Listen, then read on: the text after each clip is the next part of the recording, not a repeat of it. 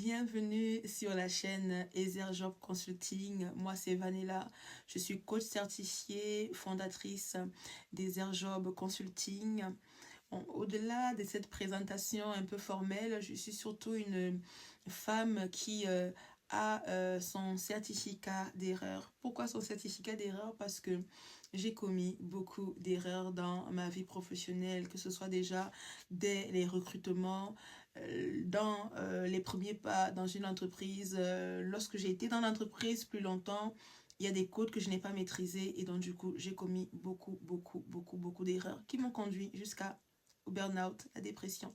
C'est suite à ça que j'ai créé cette chaîne pour pouvoir aider toute personne à trouver un emploi, connaître les codes pour les recrutements, pouvoir également, lorsque l'emploi est trouvé, ne pas se perdre, ne pas perdre son âme pour un travail, pouvoir être épanoui tout en évoluant professionnellement. Alors, c'est dans cette optique qu'aujourd'hui, dans cette vidéo, je vais te parler d'une pépite que beaucoup de candidats ne mettent pas en place, c'est celle de la proclamation. J'accompagne beaucoup de candidats qui, lorsqu'ils me présentent leur recherche d'emploi, ils sont généralement très négatifs. Ils sont souvent avec des termes négatifs. Lorsqu'ils imaginent le monde de l'emploi, leurs yeux voient une réalité d'un monde de l'emploi qui est fermé. Mais c'est pas parce que tes yeux voient un monde de l'emploi qui est fermé que ta bouche doit proclamer ça. Ta bouche ne peut pas parler ce que tes yeux voient. Ta bouche doit parler ce que tu aimerais avoir. Ta bouche doit parler la vision que tu veux avoir. Avant de développer un peu plus de sujet, je vais te parler de moi. Lorsque j'avais changé mon environnement professionnel, c'était surtout au niveau des relations difficiles. Tu sais, les managers PN, managers toxiques, souvent que beaucoup de salariés ont. Moi, j'avais un responsable qui avait des problèmes avec la colère. Il a été embauché dans l'entreprise. J'avais déjà discerné que ce manager-là, ce professionnel-là, avait des soucis avec la colère. Jusqu'au jour où sa colère s'est dirigée vers moi. Il avait eu une expérience avec un client, je te fais la version courte, et il n'a pas réussi à trouver solution pour le client. Et comble du malheur pour moi, je suis rentrée dans son bureau à ce moment-là et il m'a exposé le problème. En m'exposant le problème, n'ayant pas la solution, je n'ai pas menti. Donc ça, c'est une autre erreur que j'avais faite. Je me suis, au lieu d'aller d'abord chercher la réponse pour pouvoir au moins montrer que j'ai fait la démarche de chercher la réponse, automatiquement, lorsqu'il m'a exposé la problématique, qu'est-ce que moi je lui ai répondu? C'est que je n'ai aucune solution à lui apporter. Ça, c'est une erreur. Ne fais pas ça.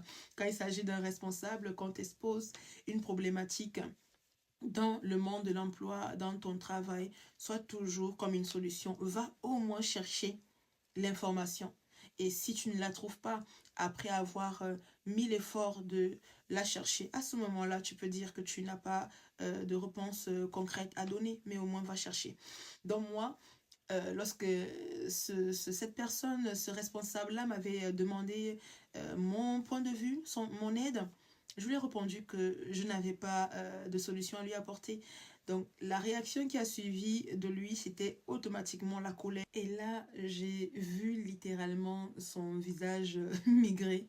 Et il a commencé à se mettre en colère. Et dans sa colère, il m'a manqué de respect. Parce qu'il m'a manqué de respect, la première idée que j'ai eue dans ma tête, c'est de répliquer immédiatement en manifestant également la colère comme lui. Mais tu te rendras compte, sur cette chaîne, nous donnons des conseils, mais pas des conseils juste basés sur le développement personnel, mais des conseils qui sont surtout basés sur la parole de Dieu. Je me suis souvenu de 2 points. Je me suis souvenu du premier de la Bible qui me fait comprendre que toute autorité vient de Dieu.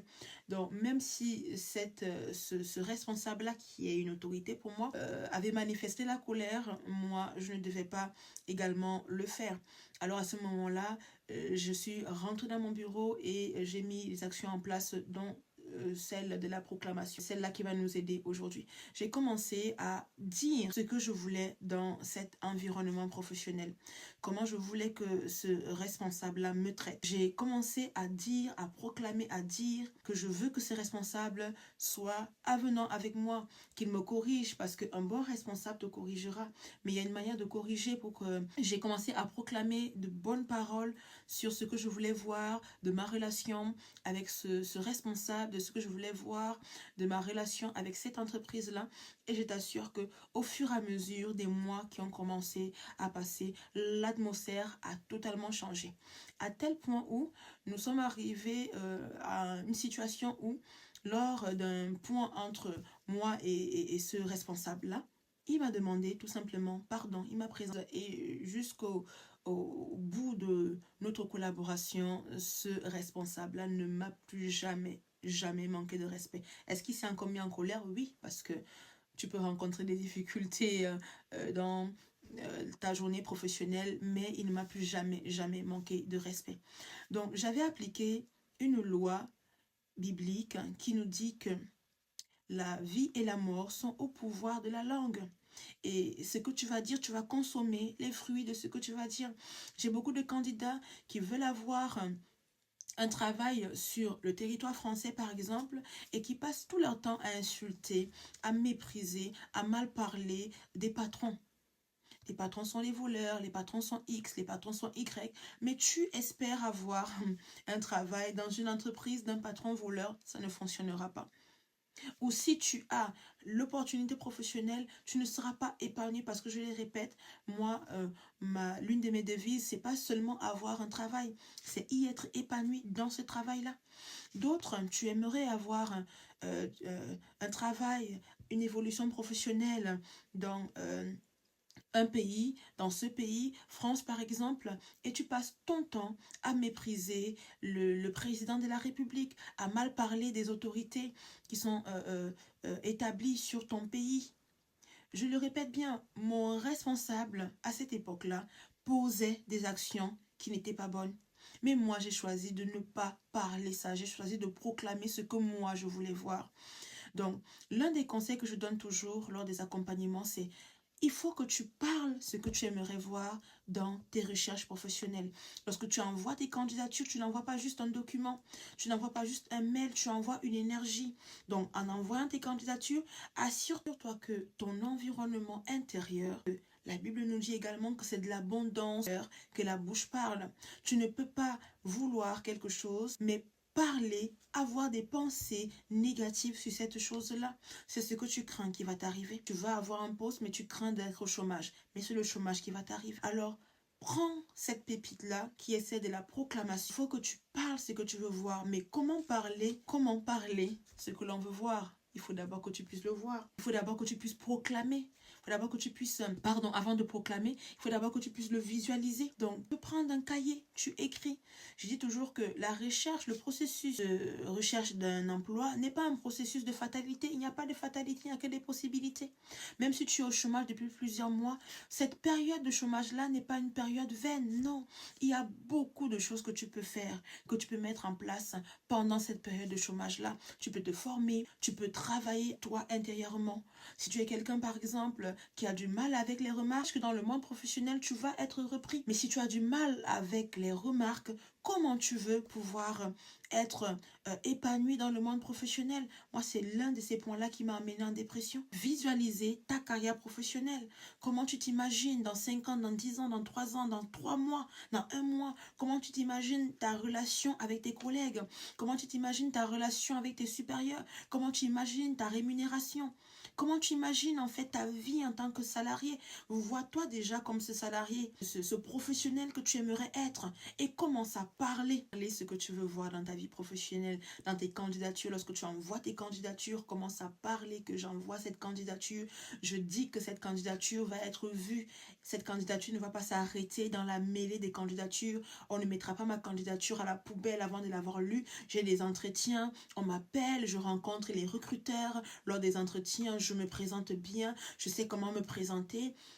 Outre la préparation que tu feras pour avoir un CV qui est performant, où tu vas pouvoir t'entraîner pour avoir une belle présentation, une belle prestance, un bon entretien, proclame également.